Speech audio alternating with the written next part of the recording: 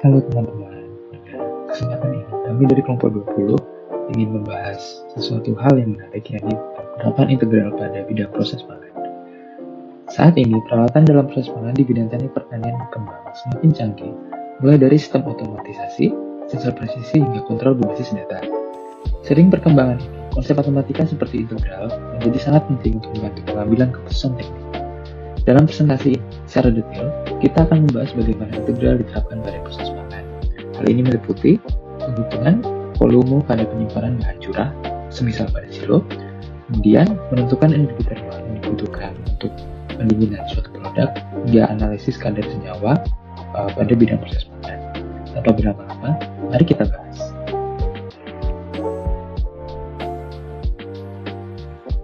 Nah, adapun salah satu penerapan integral pada produk pangan yaitu pada proses pendinginan pada produk pangan, yaitu penurunan suhu biji kopi yang telah disangrai.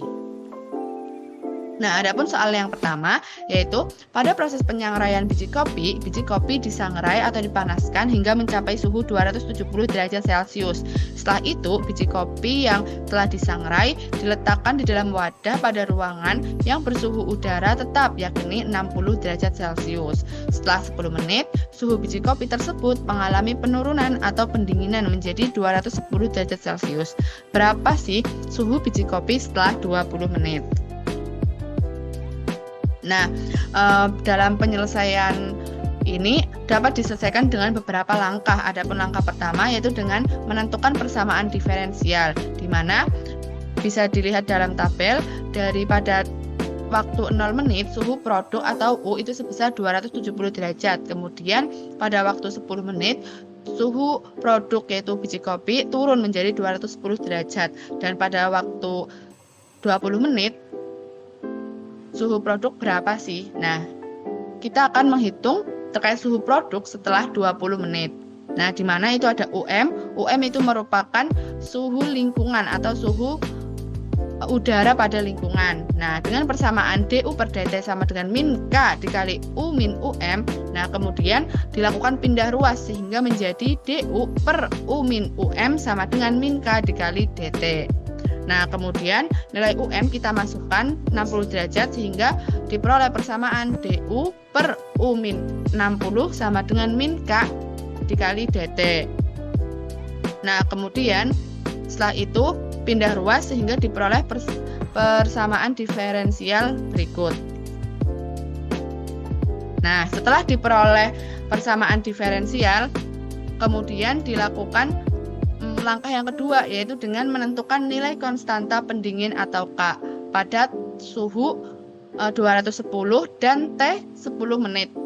Nah, dengan menggunakan persamaan yang nomor 1 yaitu dengan integral 270 dengan batas bawah 270 dan batas atas 210, kemudian DU per U min 60 sama dengan integral 0 10 min K dikali T 0 10. Nah, kemudian kita lenkan sehingga menjadi len mutlak U min 60 210 270 sama dengan K dikali T.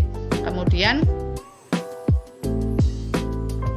pengurangan len itu sama seperti pembagian len sehingga menjadi len 210 min 60 per 270 min 60 sama dengan min K dikali T. T itu perubahan suhu, yaitu dari 10 menit ke 0 sehingga menjadi 10 min 0. Nah, kemudian dari situ pembagian len sama seperti dengan pengurangan len sehingga menjadi len 150 min len 210 itu sama dengan min 10K. Nah, dari situ dilakukan pindah ruas sehingga diperoleh K min 1 per 10 len 150 per 210.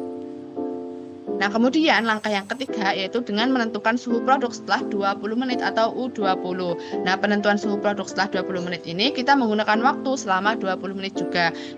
Dengan persamaan integral 270U 2DU per U min 60 sama dengan min integral 020 dikali 1 per 10 len 150 per 210 dt. Kemudian dari situ dapat dilanjutkan dengan persamaan len mutlak U20 min 60 U270 sama dengan 1/10 ln 150 per 210 dalam kurung 20 min 10.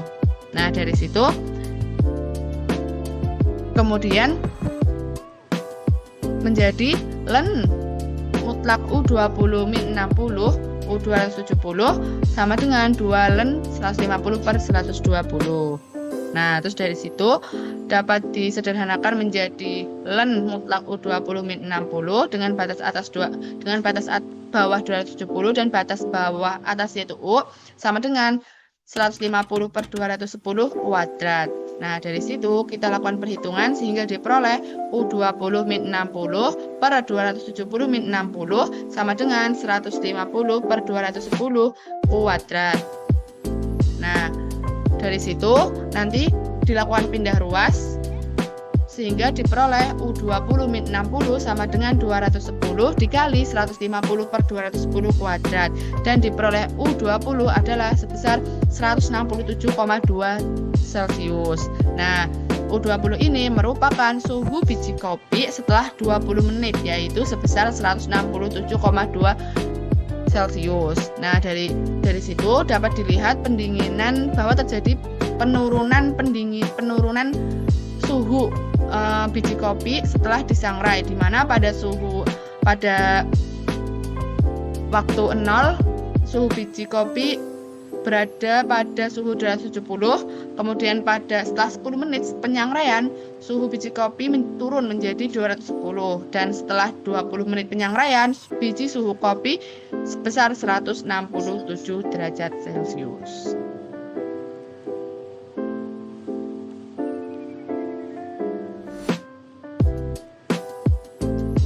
Jadi soal yang selanjutnya itu terkait dengan lemak bebas yang terbentuk selama kerupuk disimpan gitu. Nah, ini tuh soalnya ya, sebuah produsen kerupuk ingin mengetahui seberapa banyak lemak bebas yang terbentuk selama kerupuk disimpan dalam gudang. Nah, dari hasil uji laboratorium itu diketahui bahwa pembentukan asam lemak bebas mengikuti persamaan DA per DT sama dengan 0,12 T plus 0,25. Nah, dengan AT adalah kadar FFA atau asam lemak bebas dalam persen setelah T hari, kemudian laju perubahan FFA itu meningkat seiring waktu karena oksidasi makin aktif. Nah, untuk kondisi saat baru digoreng itu kerupuk memiliki kadar FFA sebesar 0,4%.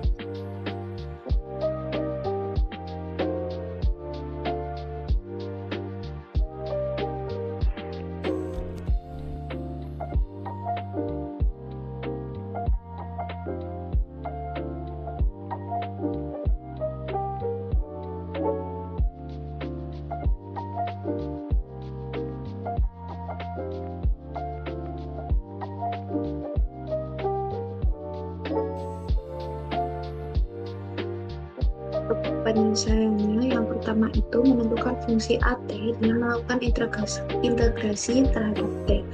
Nah, AT sama dengan integral 0,12 T plus 0,25 dt itu akan sama dengan 0,06 T kuadrat plus 0,25 T plus T. Nah, gunakan kondisi awal yaitu saat T waktu sama dengan 0 dan A0 sama dengan 0,4. Nah, AT akan sama dengan 0,06 T kuadrat plus 0,25 T plus 0,4. Nah, nilai 0,4 ini mengunci nilai J agar grafik atau fungsi AT sesuai dengan hasil pengukuran. Nah, untuk langkah selanjutnya itu menghitung kadar FFA setelah 8 hari. Nah, akan didapatkan dengan persamaan yang tadi itu FFA sebesar 6,24%.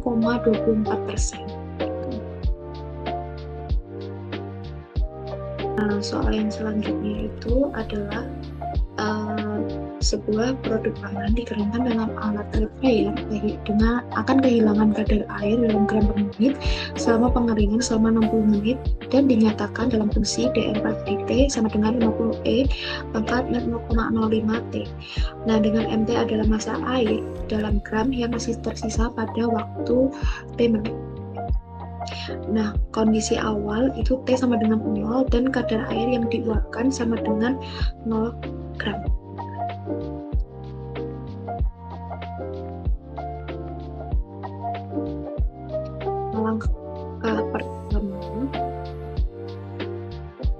Langkah pertama menghitung total air yang diuapkan dengan mencari total yang diuapkan dalam delta M. Nah, delta M itu sama dengan integral 0 hingga 60 50E min pangkat min 0,05 T dt. Nah, kemudian gunakan rumus integral eksponensial, yaitu integral E pangkat AX dx sama dengan 1 per A E pangkat AX plus C. Nah, setelah itu dilakukan perhitungan, yaitu delta M sama dengan 50 buka kurung min 1 per 0,05 pangkat E kali E pangkat min 0,05 T 0 hingga 60.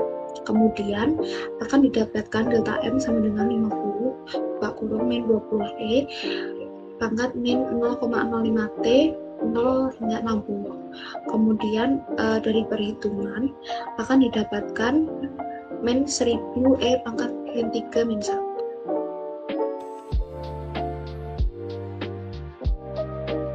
Nah, untuk hasil akhirnya itu gunakan nilai E pangkat min 3 adalah 0,0498 sehingga akan didapatkan 950,2 gram. Jadi total air yang diuapkan selama 60 menit adalah 950,2 gram.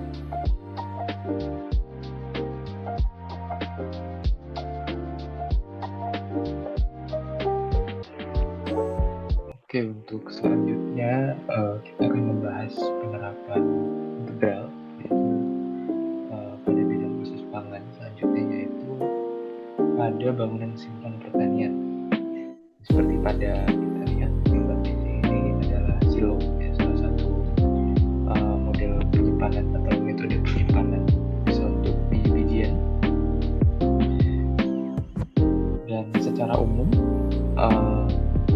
silo itu secara ideal itu bisa kita lihat pengisian itu seperti pada gambar kiri ini, ya.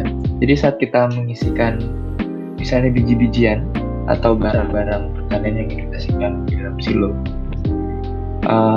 secara ideal itu seharusnya dia tidak membentuk yang namanya surcharge. Surcharge itu gundukan begitu. Namun dalam praktiknya dikarenakan proses pemompaan itu, ya, dari misalnya moda transport begitu, dari misalnya truk begitu masuk ke bangunan silo, biasanya ada pompa di atas bagian sini. Nah, pompa yang di tengah itu akan mengakibatkan surcharge, ya, atau gundukan tadi. Atau mungkin kalau pompanya kita geser sedikit ke kiri, itu nanti akan menunjukkan gundukan juga pada bagian kiri. Biasanya identiknya seperti itu. Oleh karena itu, pada umumnya di bidang perancangan bangunan silo itu, untuk inlet sendiri itu kita bagi menjadi dua biasanya. Ada satu inlet itu memang dia di tengah, dan kemudian ada juga inlet yang di pinggir, gitu. Nah, ada juga beberapa silo itu yang memang dia didesain pada bagian tengah, namun dia bisa memasukkan biji-bijian tersebut tanpa terjadinya surcharge itu ada. Tapi ongkos atau biaya yang harus dikeluarkan itu akan jauh lebih mahal, karena dia butuh bagian seperti pemutar seperti itu, ya, untuk meratakan sebaran biji-bijian di dalam silo tersebut, ya. Oleh karena itu, salah satu beberapa alternatif metode yang bisa diambil itu adalah penggunaan dua inlet ini, yaitu inlet di tengah dan inlet di samping. Jadi secara umum saat terjadi surcharge di tengah, ya, dan itu sudah mencapai titik puncaknya begitu pengisiannya, otomatis kan gundukannya duluan yang menyentuh puncaknya itu, ya. Nah, setelah gundukannya itu menyentuh bagian atas dari silo, setelah itu maka baru pompa pada inlet samping itu akan dinyalakan. Oleh karena itu, maka saat inlet samping dinyalakan, maka biji-bijian sebarannya itu nanti akan menutupi bagian samping-sampingnya saja, sehingga nanti ya secara ideal nanti akan lebih terdistribusi tanpa adanya surcharge. Nah, oleh karena itu juga seperti kita lihat di silo itu pada gambar awal tadi, dia terdapat lebihan kerucut di bagian atas, itu salah satunya juga untuk mengatasi surcharge tersebut ya. Karena kalau desainnya secara flat begitu sedikit sulit untuk mengatasi surcharge, karena bagian flat pada bagian atas ini ya, nah itu nanti akan bikin masalah saat pengisian biasanya, karena betul-betul perhitungannya harus presisi. Sementara kalau dilebihin sedikit ada kerucutnya seperti pada gambar awal tadi ya, maka kan akan lebih mudah ada kompensasi ruang, atau mungkin ya beberapa hal yang pada akhirnya itu kita bisa tolerir begitulah, atau kesalahan-kesalahan kecil yang bisa ditolerir. Karena itu dalam pelaksanaannya nanti akan lebih mudah, terutama nanti dalam pengisian dan terkait dengan volumenya. Nah, seperti contoh pada di sini ada soal apabila terdapat sebuah silo hasil eksperimen seperti gambar di samping ini yang akan diisi gandum, dilakukan pemompaan bahan secara bergantian seperti tadi dari tengah dulu menuju samping. Ketahui tinggi silo 90 meter dengan diameter 27 meter serta hubungan fungsi dari kedalaman serta jari-jari yakni HR sama dengan 90 E pangkat 0,01 R kuadrat min 2,5 R meter, dengan nilai R-nya itu berada pada rentang 0 sampai 13,5 ya. Karena kenapa 0 sampai 13,5? Karena fungsi ini itu kan fungsi jari-jari ya. Mengingat diameternya 27 meter ya, maka kita bisa tahu dari diameter itu diameter untuk dikonversi ke jari-jari, maka 27 dibagi 2 maka sekitar 13,5 jarak maksimum dari tengah menuju tepiannya. Lanjut pada kondisi H maksimum ya. Jadi fungsi HR sama dengan 90 E 0,01 R kuadrat min 2,5 R itu nanti ada skematiknya itu saat kondisi tingginya itu maksimum atau gundukan itu sudah menyentuh bagian atas, dan hubungan kedalaman pada kondisi maksimum tadi terhadap volume yang ini dapat diinterpretasikan dengan fungsi dV sama dengan 2PR dikali HR dikali 100 meter kubik. Kemudian pertanyaan adalah tentukan volume saat surcharge mencapai puncak agar pengisian berganti menuju samping. Untuk skematiknya kurang lebih seperti ini. Jadi saat tinggi gundukan itu sudah mencapai puncak, nah, oleh karena itu maka akan diganti metode pemompaan yang awalnya dari tengah menuju ke samping ya. Ini tadi tengah menuju ke samping untuk menutupi surcharge-nya dan menutupi kekurangan daripada bahan yang nanti akan didistribusikan untuk disimpan ya. Untuk menutupi surcharge-nya masih menutupi gundukannya kalau pemompaan dari samping. Nah, kira-kira pertanyaannya berapa volume di sini? Ini bisa jadi salah satu metode yang paling umum digunakan ya, atau spesifik digunakan biasanya. Kira-kira pada volume berapakah kita harus mengganti metode pemompaan yang awalnya dari tengah menuju metode inlet, metode pemompaan menuju inlet yang ke samping. Lebih seperti ini, dan tadi mungkin ada yang kurang yaitu kapasitas silonya 39.000 ton. Dan di sini bisa kita lihat lebih spesifik. Jadi seperti kita ketahui dari soal, diketahui tinggi silo yaitu 90 meter, diameter silo 27 meter, maka nanti jari-jari silonya 13,5 meter.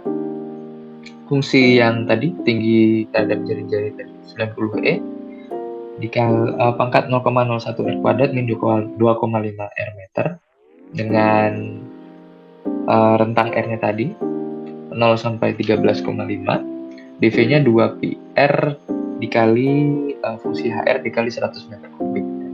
Jadi hanya ini tinggi jadi dia tinggi saat ini sebaran, atau bisa dibilang nanti ya tinggi antara surcharge dan tepiannya lah. Ya, pada di sini jari-jari tertentu saat hanya itu kondisinya maksimum. Ya. Nanti kalau dia menyentuh tingginya maksimum ini, puncak surcharge-nya ini kan, maka tepiannya ini kan kita nggak tahu penurunan berapa. Difungsikan dengan fungsi ini. Kemudian kapasitas 35.000 ton, dan di sini kita bisa lihat volume tadi itu diinterpretasikan ya dalam fungsi dV sama dengan 2πr dikali HR dikali 0,1 meter kubik ya. Mohon maaf, ini mungkin ada sedikit salah, ini harusnya 100 meter kubik ya. Jadi ini fungsi volume berdasarkan fungsi ketinggian tadi, dan ditanya volume saat surcharge mencapai puncak agar bisa diganti. Untuk perhitungannya seperti yang kita dapat dari soal tadi, kita ketahui ada dua fungsi, yaitu elemen fungsi volume dan tinggi, yaitu HR dan dV tadi. Jadi secara umum untuk langkah pertama yaitu kita gunakan substitusi HR pada persamaan dV ya, bisa kita lihat di sini. Jadi dV ini kan mengandung persamaan fungsi HR ya. Jadi tinggal kita masukkan 90E sekian ini, kita masukkan ke sini ya. Kemudian nanti untuk proses mencari V-nya, karena ini dV maka nanti kita integralkan ya. Untuk mencari ya, karena ini kan bisa kita anggap gundukan ini tuh sebagai suatu garis fungsi lah, seperti itu. Nah, integral itu nanti akan digunakan untuk menghitung luasan daerah di bawah kurvanya ini, sehingga kurang lebih analoginya seperti itu. Kita masukkan 100-nya kita tarik, karena ini dV ini harusnya 2πr kali HR dikali 100 dr ya, bukan 0,1. Ini 100 ini 100-nya bisa ditarik keluar ya. Kemudian untuk menghitung integralnya, pada akhirnya kan ini kan ketemu nanti integral 2π-nya bisa keluar, nanti R-nya dikalikan masuk ke dalam 90E dikali 2,5R, nanti jadi 2,5R kuadrat gitu, karena nanti pengurangan, jadi integralnya masuk di bagian dua pengurangan tersebut ya. Batasnya tuh 13,5 untuk mencari dari titik tengah ke titik tepian paling luarnya. Kemudian kita mendapatkan nanti integral bagian pertama ya, yaitu 13,5, yaitu integral dari 0 sampai 13,5 90 RE 0,01 R kuadrat yang ini. Kemudian nanti bagian kedua ini yang 2,5 R kuadrat dr. Untuk integral bagian pertama, untuk penyelesaiannya kita bisa gunakan metode substitusi, yaitu jika kita misalkan U merupakan 0,01 R kuadrat, maka nanti DU sama dengan 0,02 R dr ya, turunkan seperti biasa. Nanti R dr-nya sama dengan 1/0,02 DU, kemudian nanti sama dengan 500 DU. Nah, saat R sama dengan 0, maka U sama dengan 0, dan R sama dengan 13,5, maka U nanti kita ganti jadi 0,18225. Jadi si 13,5 ini ya, nanti kita akan ganti jadi 0,18225 karena kita menggunakan metode substitusi tadi. Kemudian nanti yang 0,01 R kuadrat itu kita misalkan dengan 0,01 kita misalkan dengan R kuadratnya kan sudah disubstitusi tadi kan ya. Kemudian integral dari EU itu kan EU juga kan. Nah, kemudian kita masukkan saja batas-batasnya, yaitu 0,18225. Nanti dikurangi 1, sehingga kita dapatkan nilai pendekatan dari bilangan natural E 0,18225 itu nanti sama dengan 8991 ya. Kemudian untuk integral bagian kedua, yaitu dari integral dari 0 sampai 13,5 pada fungsi 2,5 R kuadrat dr. Ini kita bisa tarik keluar 2,5-nya, kita integralkan variabelnya saja R kuadrat dr ini. Dan ini menggunakan integral biasa, tidak menggunakan integral substitusi seperti tadi. Jadi kita langsung saja. Hasilnya nanti R pangkat 3 per 1/3. Tinggal kita masukin batas-batasnya. 0 sampai 13,5. Nanti kita akan dapatkan hasil 2050 312. Kemudian kita gabungkan hasil dari integral tadi. Kan tadi ada sebagian yang di luar dari integral tadi, kita tarik keluar kan salah satu konstantannya, yaitu 100 sama 2pi. Kemudian karena tadi kita menghitung integral pertama dikurangi integral kedua, ya udah, maka tadi kita dapat integral pertamanya hasilnya 8.991, integral kedua 2050, ini kita kurangi, kemudian kita kali dengan 100 dikali 2pi, kita dapatkan hasilnya adalah 43.633,20 meter kubik. Jadi kurang lebih saat dia surcharge-nya atau gundukannya itu berada pada posisi puncak, volume yang kita dapat pada silo ya, dengan diameter 27 meter tinggi kali 90 meter itu sekitar 43.633,20 meter kubik ya. Sebetulnya itu sudah merupakan jawaban yang kita cari tadi kan, kita menghitung volumenya kan. Nah, tinggal sebetulnya bisa kita konversi lagi menuju berat, yaitu kan kalau berat kan berarti kita butuh satu konstanta lagi, yaitu densitas ya. Di densitas gandum ya itu sekitar 745 kg per meter kubik, sehingga nanti berat itu sama dengan massa dikali volume dikali densitas. Ini literaturnya dari densitas gandum didapatkan dari Jas Apel 2006, sehingga kita dapatkan kurang lebih beratnya 32.110.498,9 kg. Saat dikonversi ke ton dibagi 1000 yaitu 32.110,5 ton. Jadi kurang lebih kekurangan 6.860 ton ya. Jadi 32.110 ini, 5 itu kita kurangi dengan kapasitas 39.000 yaitu sisa pinggir-pinggir gundukannya itu. Ya, sekitar 6.890 ton ini dipompa melalui pinggiran. Nah, jadi saat sudah mencapai 32.000 ton sekian ini ya, kita ganti yang awalnya pemompaan dari inlet tengah itu menuju inlet pinggir ya, untuk menutup surcharge yang ada di pinggirannya. Dan ini sudah dijelaskan tadi saat beban teralihkan sebesar 32.110,5 ton. Sehingga kekurangannya 6.890 ton distribusikan melalui inlet yang pinggir. Jadi kurang lebih seperti itu untuk perhitungan pengisian silo secara praktisnya. Untuk approach-nya seperti itu. Berikut merupakan daftar pustaka yang kita gunakan. Mungkin itu terakhir dari kelompok kami. Mohon atas kesalahan atau salah kata. Sekian dan terima kasih.